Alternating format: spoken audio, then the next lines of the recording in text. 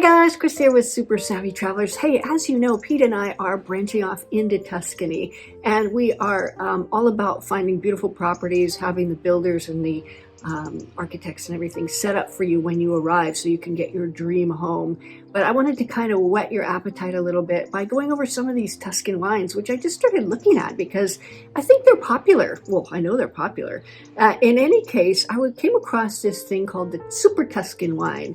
And these are kind of amazing. They're much like us, you know, the super savvy rebels that we go against convention and we stretch the boundaries and experiment and do all kinds of things like that. These were developed back in the 70s as a result of the really restrictive regulations that the government had put on winemaking. And a lot of these winemakers are artists, you know, they want to branch out and stretch out. So they started kind of experimenting with international varieties of grapes, not just grapes that are from the Tuscan region. And they came up with some amazing wines, which the Americans just went completely nutso over.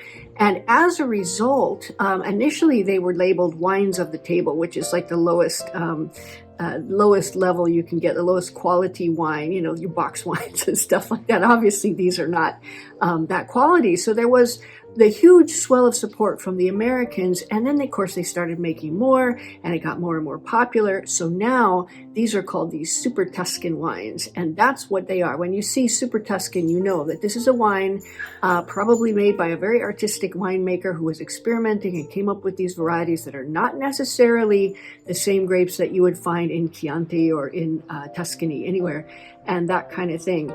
But they're very popular because they can be quite elaborate. They can be very rich, you know, a lot richer than, say, the super light Chianti varieties and that kind of thing. And they can be complex. And for that reason, I'm really kind of looking at them. Now, another thing is they're really pretty highly valued.